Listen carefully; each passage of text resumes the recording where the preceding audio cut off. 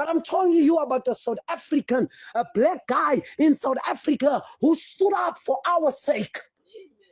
For your sake and my sake. Look at the criminals in Witbank. In South Africa. Look at the Malachen. The other day, may his soul rest in peace, this brother Tepo. You see, this is Twala. He's staying here next to my street. They killed him cold-blooded. And he was mentally disturbed. He was the cleanest boy that I've ever come across. And he was mentally disturbed. Look at this guy when they came to collect the phones. When he said no, they shot him cold-blooded. The criminals now, they are so bold. They knock at each and every door and they ask if you don't, they kill you.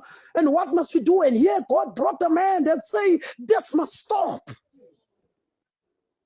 This must stop. Where are we going?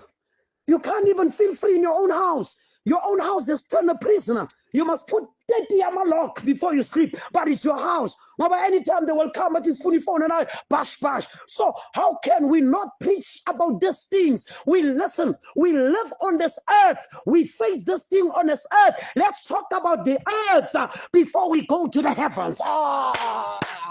That's why the Bible says, how can you say you love somebody, you hate somebody that you know, but the one that you never seen, you never love. So let's address the matter here. And we see that the solution, then we know. But we've got a problem. Are you still with me, church? The preaching is a bit different. The preaching is actually out to you to do introspection because the enemy is within. You have to go. Not one. Let's carry on a little bit. Amen. Now it says here, now I was shocked when Mr. Mkhwanazi pointed out the ministers, the management, the business. I was shocked when he pointed out the judges and the lawyers. You know what is the painful thing? Remember, the judges are the one that presides the case over us. And they exercise their laws over us. The advocates, the lawyers, and so forth. But it's a painful thing when you discover that the mere police commissioner has pointed out the judge and says corrupt to the core. Then you realize that people that are behind bars who were judged by that judge, they were there maybe because of he was in favor of another criminal and they put him there and he never followed the procedure of the law. Corruption is everywhere. Corruption is in court. Corruption is in the police officers. Corruption is everywhere. If they tell you that the judge is corrupt, then you ask yourself, the people that went under his wing to go behind bars, did he follow the procedure, yes or no? If the judges are corrupt, we as a citizen, we are doomed. Remember, I told you that 3 people that must be careful and not make a mistake.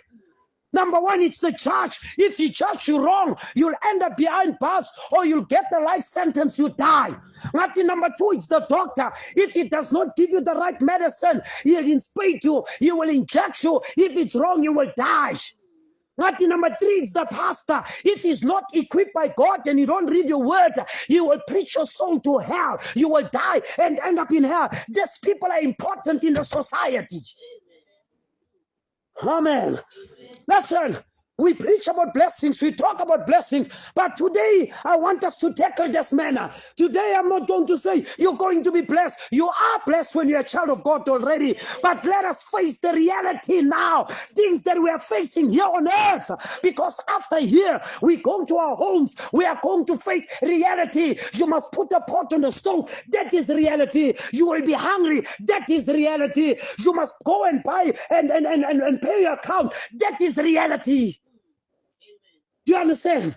That is the reality. Jesus was living the reality on earth. That's why they killed him, Jesus Christ, because in his time, he had corrupt judges, he had corrupt lawyers, he had corrupt advocates, and they connive Babopi scheme, and they sentenced him to death. An innocent, just guilty by the guilty who acted innocent. Can we give the Lord a hand of praise? Are you with me? What are you doing, Jabar?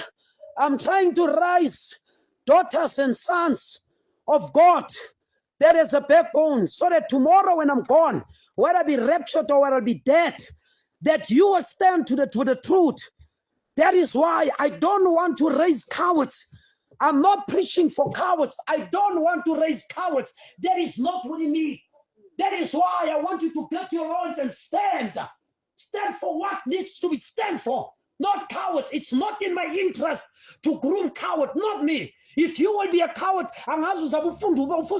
because this black boy is not a coward. I don't have an element of being a coward. That is why God has given me a special gift to take the bull by its horns and challenge it. Amen. Now, if you're a coward, who did groom you? Now, listen now. When good people stand out, the other people don't support him because they are scared and stand back. Did you hear people, they say they love you, they stand for the truth. But the day when you stand for the truth, bayabaleka. All over. Little people, here's the painful thing. Little people, when the wicked are in power, little people, when they're in power, the people suffer. The people suffer. Then you ask yourself, what kind of people and ministers do we have in South Africa that are in power? Are they righteous or the wickedness? If they're righteous, then why all the scandals? We are on our own. They don't care about you. They care about their interest. They care about their interest. As long as you pay your tax, etc., they care about that. Who you are, they don't care. They are there for our personal gain and interest. As a citizen, we've got to stand as one. As a citizen, and let me tell you, I told you the message is an enemy within. That is why we think if we are not coming with God the fore, we will never make it. It's a painful thing.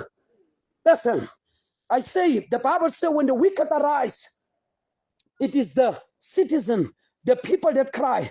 Abantu babi never take over. And let me tell you why the wicked people takes over. Can I tell you? The wicked people takes over because most of the time the citizen or the generation or the nation has angered God and God has given them over to evil people.